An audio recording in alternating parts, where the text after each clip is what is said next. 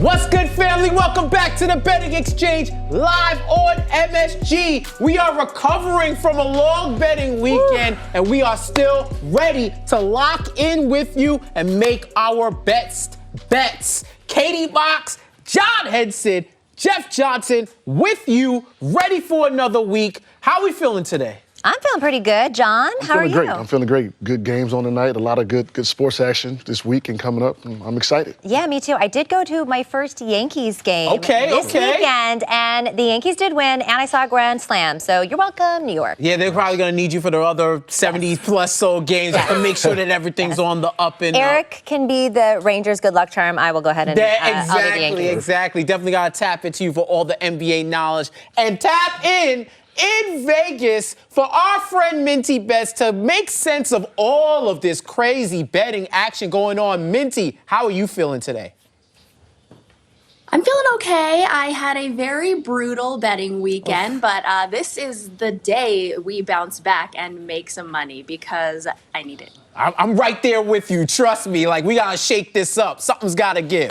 Something's got to give. So we might as well start right now and talk about the NBA Conference Finals. So the Warriors were up 3-0 against the Mavericks in that series with a win last night, which means we're heading into Game 4. We've got the Miami Heat taking on the Boston Celtics today. They're up in that series 2-1. Boston fighting for their lives. They don't want to go back to Miami, down 3-1. So within these first 3 games of both conferences, we got a lot to talk about. Is there anything, Jeff, let's start with you, interesting storyline-wise that has your attention right now? Oh, man, the ascension of Andrew Wiggins. 20 points, 7 rebounds, 3 assists. The efficiency could always be better, but it doesn't really matter because this is somebody who was a former #1 pick. People wanted to throw the bust label around. I think he's the perfect example of right environment maximizes your skill set and your opportunity and how high your ceiling can go. He's in a position right now where he's playing some of the best defense of his career, and he's like a certified 16-plus point scorer for the Warriors, like as if they needed any more, right? And even more interesting than that is just the rise of guys like Jordan Poole, Kevon Looney, Andrew Wiggins,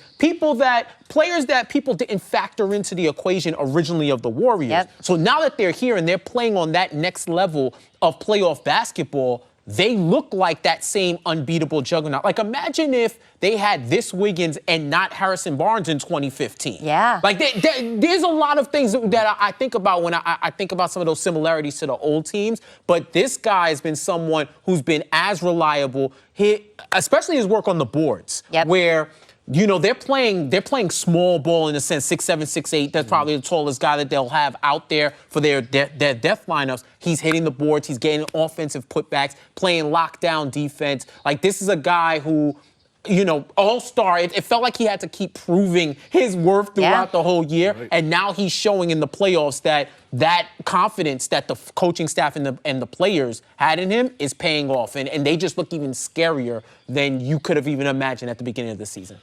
Yeah, I mean, he's big on defense, too, though. You notice anytime Luka came in, he came in. Luka came out, Wiggins came out. It's like Kawhi and LeBron, like early Kawhi and LeBron. He's completing that big 3 that, the Warriors kind of coveted. So, I'm happy for him, man. What about you, John? You know a little bit more about the NBA than we do. Any storyline? I'm going to welcome Bam Adebayo to the playoffs. Okay. I like it. He's been struggling a little bit. He's been very quiet in the postseason. Jimmy Butler's playing at an all-time high. Bam is only averaging 15 points and 7 rebounds in the postseason. Yeah. And he's a 20-10 guy. Yep. He had 31 points, 10 rebounds, 6 assists, added in 4 steals.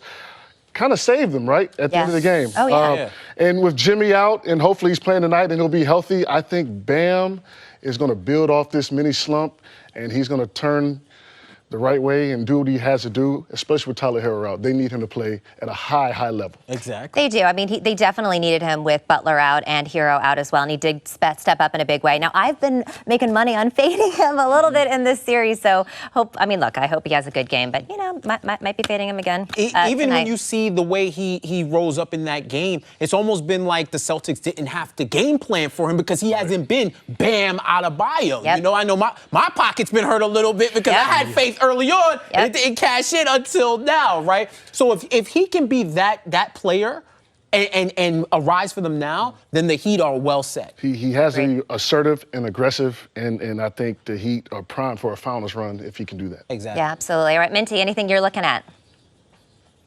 Yeah, I'm looking at all these injuries. I mean, it's always so disheartening when you see such talented players get hurt on the court.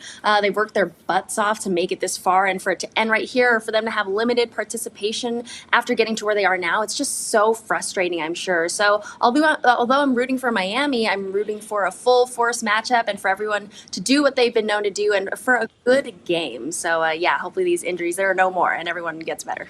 Yeah, absolutely. The East is just ravaged right now with injuries. I feel like the Warriors are probably the healthiest team right now, which usually bodes well. Yes, I know, knock on wood. literally everything. But what I find the most interesting is that the NBA is not happy with the Dallas Mavericks right now. They have been fined up to $175,000 for bench decorum violations. And most, I think specifically, was wearing white on purpose on the sidelines, trying to confuse the Warriors who are wearing white. Steph Curry accidentally passed to the sideline over there. What do you think of this? I actually, played for J. Kidd. He loves bench energy. Okay. He loves people on the bench getting up, cheering their teammates on, helping their teammates out. Yeah. I think J. Kidd is in the locker room like, don't worry about it, fellas. This is on me. Yeah, Mark Cuban too. He's like, it's cool. Right. Theo Pinson is earning his money. I'll put it to you like that. Like, that's a guy who played for the Knicks, and that type of bench energy where if you need a pick-me-up or somebody who's watching the game, another person, like a sixth man really, that's on the bench. That type of energy is something that you need, and trust me, I'm sure Mark is going to send him a little NFT or some crypto on the side for what they're doing. Right. So I think they love that. I do too. I actually kind of like it as well, even as a Warriors fan. Next up, we're talking streaks and slide. Will they continue or not? Betting Exchange, MSG.